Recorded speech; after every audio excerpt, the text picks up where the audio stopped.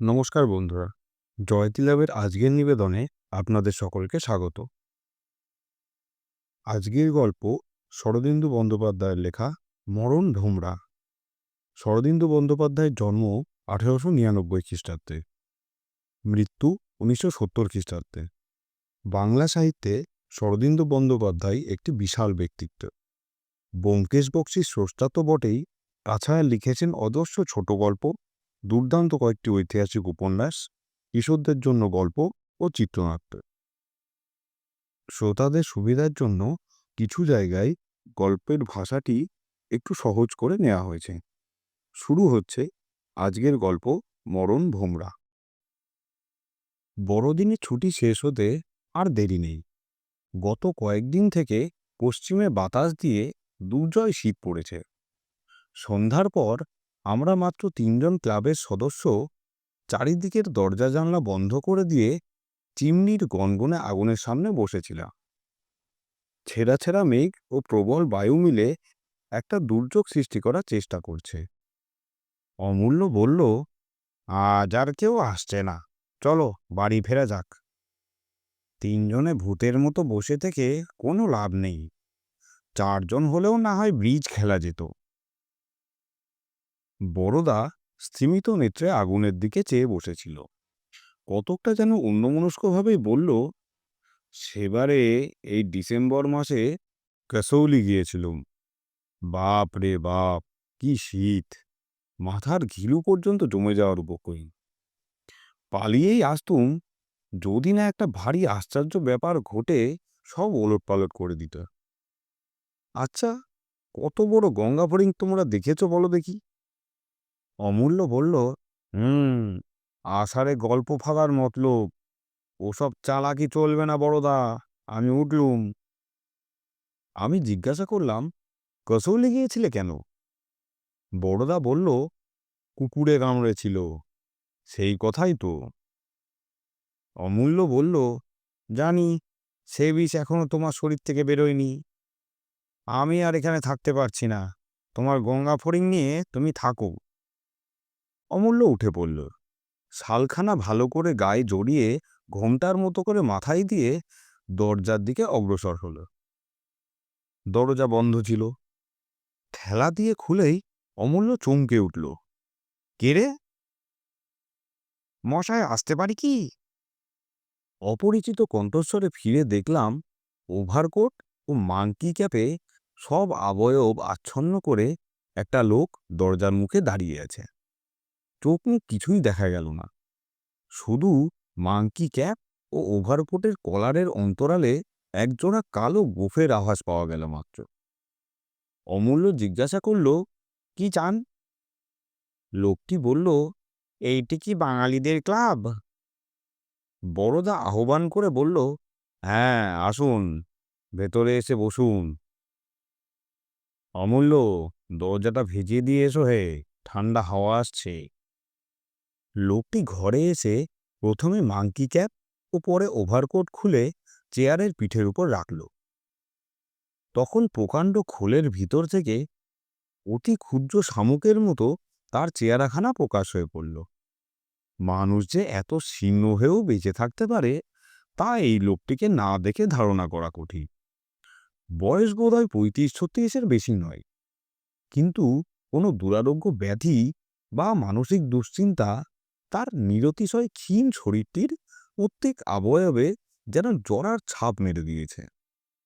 মাংসহীন মুখের উপর ঘন কৃষ্ণ একজোড়া গোঁফ মুখখানাকে আরও শুষ্ক ও শ্রীহীন করে তুলেছে।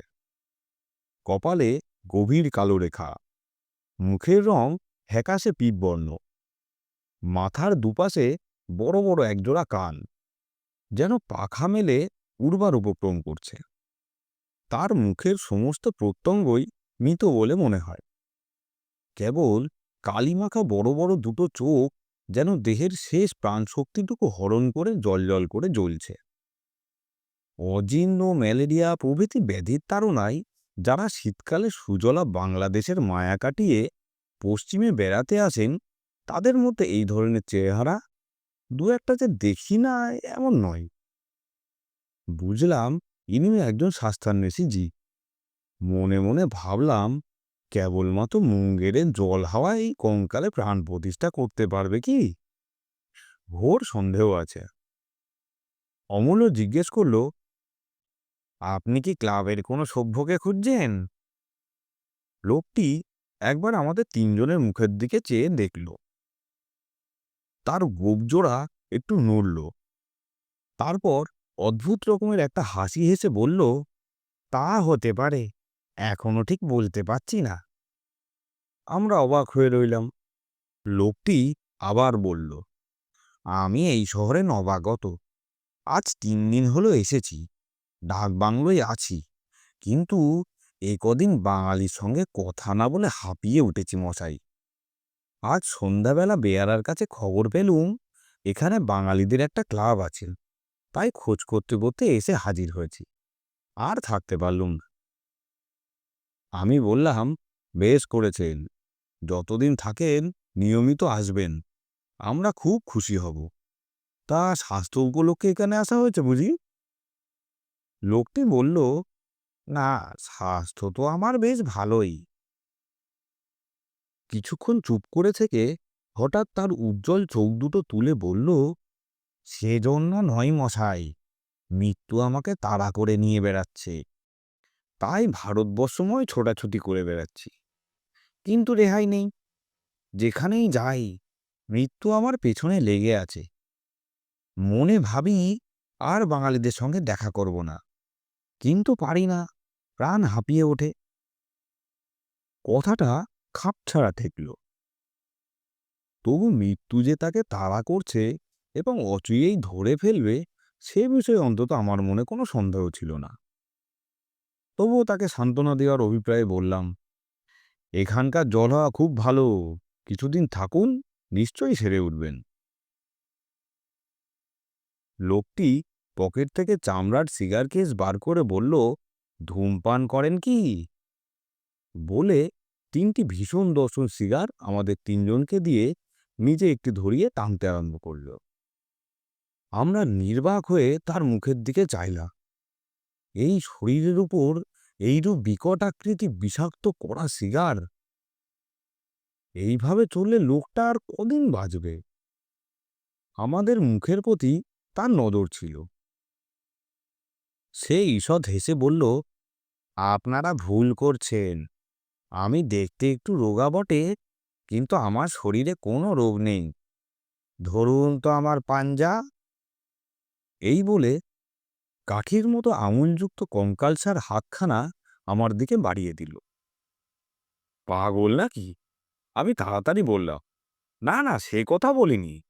আমি বলছিলুম, ধরুন পাঞ্জা।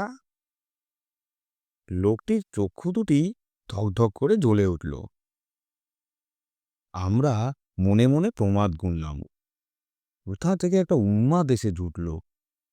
আমরা পরস্পরের মুখ তাকাতাকি করছি দেখে লোকটা নাছোড়বান্দা হয়ে বলল, আপনারা ভাবছেন রোগা বলে আমার গায়ে জোর নেই? ভুল ভুল। পাঞ্জায় গামা পালোয়ানও আমাকে হারাতে পারে না। ধরুন পাঞ্জা। কি করি, নিরুপায় হয়ে তার পাঞ্জা ধরলাম। নিজের দৈহিক শক্তি সম্বন্ধে ভালো ধারণাই ছিল। ভয় হলো বুঝি একটু চাপ দিলেই ওই পাকাটির মতো আঙুলগুলো মটমট করে ভেঙে যাবে। কিন্তু তার হাতে হাত দিয়েই বুঝলাম সে আশঙ্কা অমূলক। তার আঙুলগুলো ইস্পাতের তারের মতো আমার আঙুলগুলোকে জড়িয়ে ধরল। আমি যতই বল প্রয়োগ করি, তার কবজি ততই লোহার মতো শক্ত হতে থাকে। আমার কপালে বিন্দু বিন্দু ঘাম দেখা দিল। চেয়ে দেখলাম আমার প্রতিদ্বন্দ্বীর মুখ নির্বিকার, দাঁতে সিগার চেপে স্বাচ্ছন্দ্যে ধূমপান করছে। ক্রমে আমার হাত অসাড় হতে লাগল। তারপর সবিস্ময়ে দেখলাম হাতখানা অজ্ঞাতসারে ঘুরে গেছে। আমার কবজির কাছে মট করে একটা শব্দ হলো, ব্যাস, কাবার। বলেই লোকটা পাঞ্জা ছেড়ে দিল। আমি স্তম্ভিতভাবে অবশ হাতখানা তুলে বসে রইলাম। খানিকক্ষণ কেউ কোনো কথা বলল না। লোকটা অর্ধোন্মুক্ত নেত্রে সিগার টানতে লাগল। অবশেষে অমূল্য জিজ্ঞেস করল, মহাশয়ের নামটা কি? সে বলল, ভূতনাথ শিকদার। দেখলেন তো যা বললুম সত্যি কিনা? রোগ আমার শরীরে নেই মশাই, রোগ এইখানে। বলে নিজের কপালে তর্জনী ঠেকালেন। বড়দা নিজের চেয়ারখানা ভূতনাথ শিকদারের পাশ থেকে একটু সরিয়ে নিয়ে বলল, আপনি যে অদ্ভুত শক্তির পরিচয় দিলেন তা তো চোখে দেখেও বিশ্বাস হচ্ছে না, ভোজবাজি বলে মনে হচ্ছে। কিন্তু শরীর যদি আপনার নিরোগী হয় তবে আপনি এত রোগা কেন? মাথার কি কোনো অসুখ আছে? ভূতনাথ শিকদার বলল, মাথার অসুখ নেই, অসুখ আমার কপালের ভাগ্যের। বলছি তো, মৃত্যু আমাকে তাড়া করে নিয়ে বেড়াচ্ছে। বড়দা বলল, কথাটা আর একটু খোলসা করে না বললে ঠিক বুঝতে পারছি না। শিকদার চুরুটে ৩-৪টে টান দিয়ে কি যেন একটা চিন্তা করল। শেষে বলল, আচ্ছা বলছি, কিন্তু এ কথা শোনবার পর আপনারা আমার মুখদর্শন করতে চাইবেন না। এই ভয়েই তো দেশ দেশান্তর পালিয়ে বেড়াচ্ছি, বাঙালির ছায়া মাড়াতে চাই না, কিন্তু শেষ পর্যন্ত পেরে উঠি না। আপনারা আমায় মাপ করবেন, আমি একটা মহা অলক্ষণ। যাদের সঙ্গে মিশি তাদেরই অমঙ্গল হয়। তার কথাগুলো এমন একটা অবসন্ন করুণ রেশ রেখে গেল, কিছু না বুঝেও আমার হৃদয় সহানুভূতিতে ভরে গেল। হয়তো লোকটি জীবনে অনেক দুঃখ পেয়েছে, তাই মাথাটা কিছু খারাপ হয়ে গেছে। মনে করে যার সাথে কথা বলবে তারই অমঙ্গল করবে। আমার এক দুঃসম্পর্কের পিসিমার এরকম হয়েছিল। ১ বছরের মধ্যে স্বামী, ৩ পুত্র ও ৭টি নাতি নাতনি হারিয়ে তিনি প্রায় পাগল হয়ে গিয়েছিলেন। সর্বদা চোখে কাপড় বেঁধে রাখতেন। বলতেন, আমি কারোর মুখ দেখব না, আমার দৃষ্টি যার ওপর পড়বে সে আর বাঁচবে না। ভূতনাথ শিকদারেরও হয়তো সেরকম কিছু হয়ে থাকবে। আমি বললাম, তা হোক, আপনি বলুন, ওসব অলক্ষণ কুলক্ষণ আমরা মানি না। শিকদার বলল, আপনাদের তরুণ বয়স, ওসব না মানাই স্বাভাবিক। ভূত প্রেত পরকাল সূক্ষ্ম দেহ এসব আপনাদের মানতে বলছি না, কিন্তু আসন্ন দুর্ঘটনা যে আগে থাকতে মানুষের জীবনে ছায়াপাত করে এই কথা কি আপনারা স্বীকার করেন না? আমরা চুপ করে রইলাম। শিকদার বলতে লাগলো, তবে ব্যাপারটা গোড়া থেকেই বলি, আমি কেন যে মনুষ্য সমাজ থেকে এইভাবে পালিয়ে বেড়াচ্ছি তা শুনলে আপনারা হয়তো আমাকে পাগল মনে করবেন, কিন্তু আমি বাস্তবিক পাগল নই। আপনাদের মতো সহজ মানুষ, ৫ জনের সঙ্গে মিলেমিশে হেসে কেঁদে সাধারণ মানুষের মতোই জীবন কাটাতে চাই, কিন্তু পারি না। কেন পারি না জানেন? হয় দারুণ ভয়ে আমি কারোর সঙ্গে মিশতে পারি না। একটা মহা আতঙ্ক সব সময় আমাকে গ্রাস করে আছে। যখন একলা থাকি বেশ থাকি, কিন্তু আপনারাই বলুন তো, একলা মানুষ সঙ্গীহীনভাবে কতদিন থাকতে পারে? তাই মাঝে মাঝে ছুটে বেরিয়ে পড়তে হয়। আমি বিবাহ করিনি। কেন করিনি তা সহজেই বুঝতে পারবে। বাপ মা অনেকদিন গত হয়েছে, আত্মীয় স্বজনও এখন বড় কেউ নেই। চিৎপুর রোডের পৈতৃক বাড়িখানা এখনো বিক্রি করি, টাকাও যথেষ্ট আছে, কিন্তু তবু একটা সৃষ্টি ছাড়া অন্ধকার ধূমকেতুর মতো কেবল শূন্যের মাঝখান ছুটে বেড়াচ্ছি। কেন? বলছি। যখন আমার ১৬ বছর বয়স, তখন একদিন গ্রীষ্মের দুপুরবেলা ৩ জন সমবয়স্ক বন্ধুর সঙ্গে আমি আমাদের বাড়ির দোতলায় একটা ঘরে বসে তাস খেলছিল। সেই দিনটা হচ্ছে আমার জীবনের একটা অভিশাপ।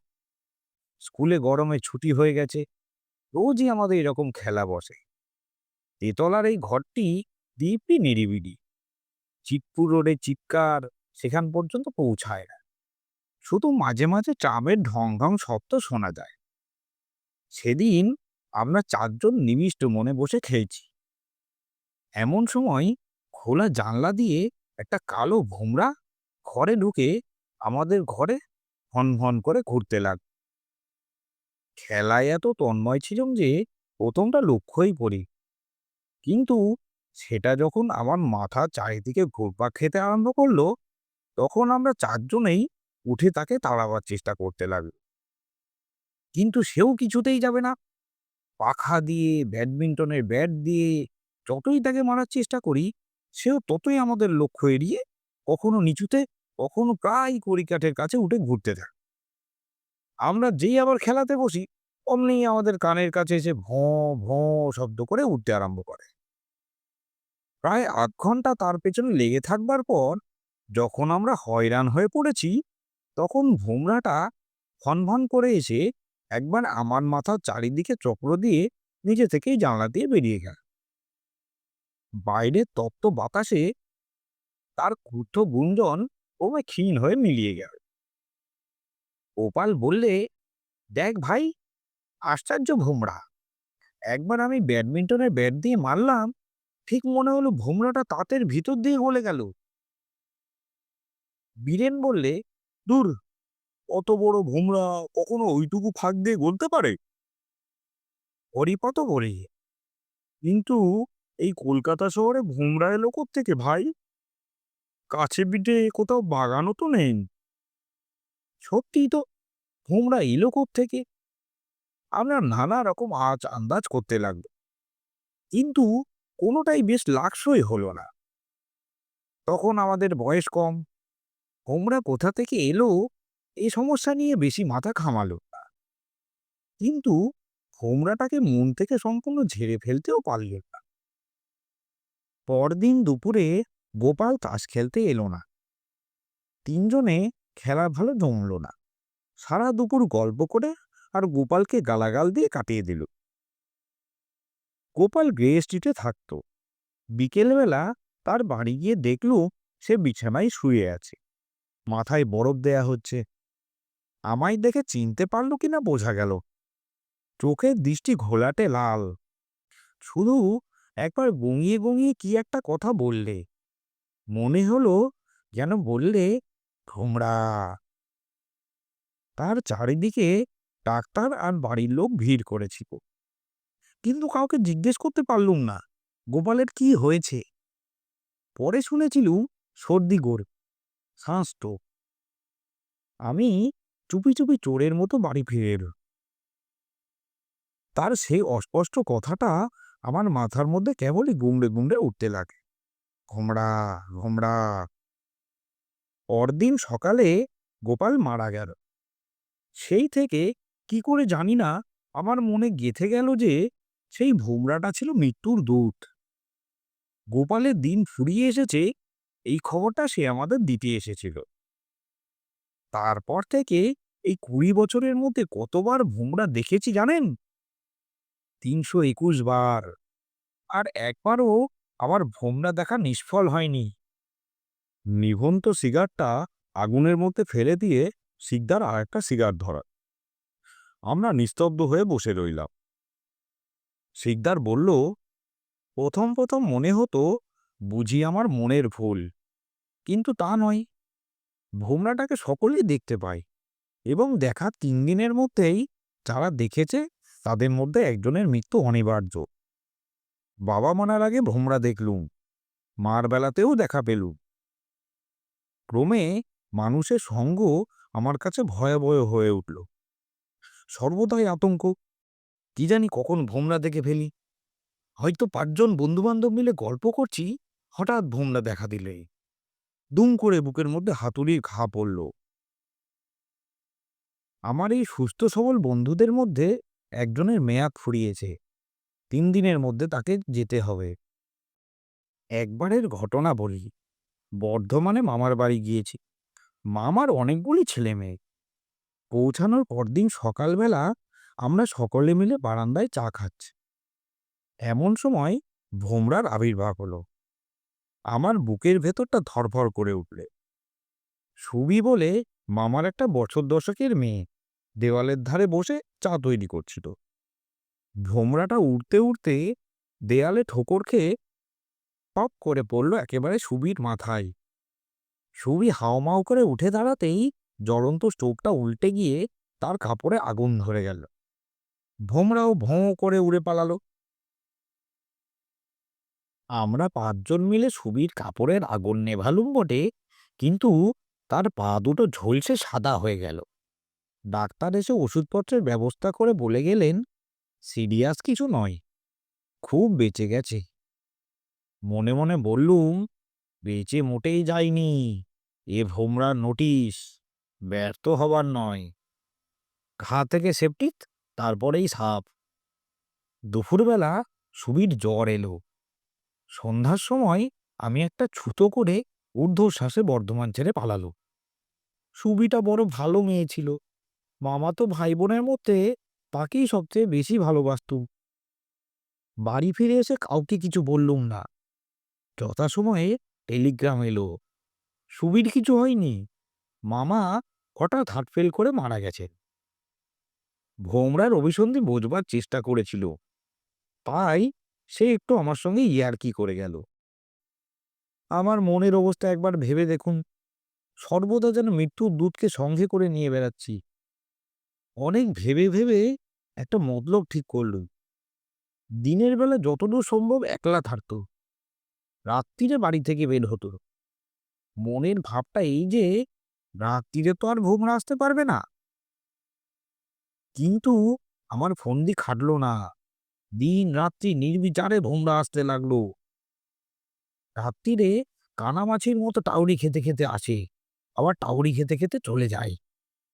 আমার মানসিক অবস্থা ক্রমে লোকের দৃষ্টি আকর্ষণ করতে লাগলো। আত্মীয় স্বজন বন্ধু বান্ধব সকলেই জিজ্ঞেস করে, তুই অমন কুঁড়ো হয়ে যাচ্ছিস কেন?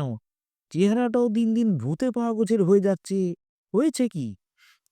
আমি চুপ করে থাকি। কি বলবো? সত্যি কথা কিছুতেই মুখ ফুটে বলতে পারি না। অতঃপর বাবা মা মারা যাওয়ার পর থেকে এই নিরুদ্দেশ যাত্রা শুরু হয়েছে। মানুষের কাছ থেকে পালিয়ে বেড়াচ্ছি, কিন্তু মৃত্যু দূত আমার সঙ্গ ছাড়ে না। এক এক সময় হাত জোর করে ডাকি, মরণ ভোমরা, তুমি আমাকেও নাও, এই দুঃসহ শাস্তি থেকে আমাকে নিষ্কৃতি দাও। কিন্তু আমার প্রার্থনা মঞ্জুর হয় না। এই সংসারে কেবল আমিই যেন অমর, সকলের মৃত্যু পরোয়ানা বয়ে বেড়াচ্ছি। শিকদারের কণ্ঠস্বর একটা গভীর নিরাশার মধ্যে মিলিয়ে গেল। তার কথাগুলো ঘরের মধ্যে যেন একটা অবাস্তব দুঃস্বপ্নের জাল বুনে দিয়েছিল। আমরা আগুনের দিকে তাকিয়ে মোহচ্ছন্নের মতো বসে রইলাম। কিছুক্ষণ পর অমূল্য জিজ্ঞাসা করল, আপনি শেষ কবে ভোমরা দেখেছেন? সিদ্ধার চোখের ওপর দিয়ে ডান হাতখানা একবার চালিয়ে বলল, 7 দিন আগে, আগ্রায়। তাজ দেখতে গিয়েছিল, সেখানে একটি বাঙালি দম্পতির সঙ্গে দেখা হলো। স্বামী স্ত্রী দুজনে মিলে তাজ দেখতে এসেছে। ছেলে মানুষ নবপ্রণয়ী, প্রণয়ের মহাতীর্থে নিজেদের সম্মিলিত ভালোবাসা বোধহয় নিবেদন করতে এসেছি। তারপর ভোমরা সেই রাত্রে আগ্রা ছেড়ে চলে এলো। চারজনের সিগার নিভে গিয়েছিল। আবার ধরিয়ে নিঃশব্দে টানতে লাগলাম। মিনিট 15 সকলেই চুপচাপ। হঠাৎ শিকদার বলল, একটু গরম বোধ হচ্ছে না? জানলাটা খুলে দিতে পারি? অর্ধ ঘরে সিগারেটের পটু ধোঁয়া ও আগুনের উত্তাপে সত্যি দম বন্ধ হওয়ার উপক্রম হলো। আমরা ঘাড় নেড়ে সম্মতি দিতেই শিকদার উঠে পশ্চিম দিকে জানলাটা খুলে দিল। বড়দার আমার কানে কানে বলল, একেবারে বদ্ধ পাগল, ওর চোখে চাউনি দেখেছ? শিকদার জানলা খুলে দিতেই একটা এলোমেলো কনকনে হাওয়া ঘরে ঢুকে আমাদের উত্তপ্ত মুখের উপর যেন ঠান্ডা হাত বুলিয়ে দিল। টেবিলের উপর আলোটা নিবু নিবু হয়ে আবার জ্বলে উঠল। শিকদার ফিরে এসে চেয়ারে বসেছে, এমন সময় হন ও কিসের শব্দ। চারজনের চেয়ারের উপর সোজা শক্ত হয়ে বসলাম। পরক্ষণেই খোলা জানলা দিয়ে একটা কালো কুচকুচে ভোমরা পাখার শব্দে আমাদের মগজ ভরে দিয়ে ঘরের মধ্যে ঢুকে পড়ল। মন্ত্রমুগ্ধের মতো আমরা তার দিকে তাকিয়ে রইলাম। ভোমরা টেবিলের ওপরে বাতিটাকে একবার প্রদক্ষিণ করলো, তারপর শোঁ করে উপরে উঠে গিয়ে ছাদে বাধা পেয়ে টপ করে মেঝের উপর হড়িয়ে পড়ল। কিছুক্ষণ তার গুঞ্জন নিস্তব্ধ। আবার ভন করে শব্দ হলো। ভোমরা মেঝে থেকে উঠে একবার ঘরময় উড়ে বেড়ালো, তারপর আমাদের কানের পাশ দিয়ে ছুটে গিয়ে জানলা দিয়ে বের হয়ে গেল। তার গুঞ্জন ক্ষীণ থেকে ক্ষীণ হয়ে অবশেষে মিলিয়ে গেল। শিকদার উঠে দাঁড়ালো, তার চোখ দুটো পাগলের মতো, প্রায় চিৎকার করে বলল, ক্ষমা করুন, ক্ষমা করুন, আমি একটা অভিসম্পাত, আর কখনো আমার দেখা পাবেন না, বলে ওভারকোট ও টুপি ফেলে ঝড়ের মতো ঘর থেকে বের হয়ে গেল। আমরা তিন বন্ধু বিহ্বল জিজ্ঞাসু চোখে পরস্পরের মুখের দিকে তাকালাম। বুকের ভিতরটা তোলপাড় করতে লাগলো। 3 দিনের মধ্যে কাকে যেতে হবে?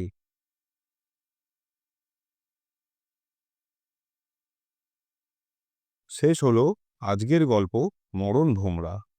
লেখক শরদিন্দু বন্দ্যোপাধ্যায়। প্রধান চরিত্রে বড়দা, অমূল্য ও ক্লাবের অন্যান্য সদস্যরা এবং ভূতনাথ শিকদার।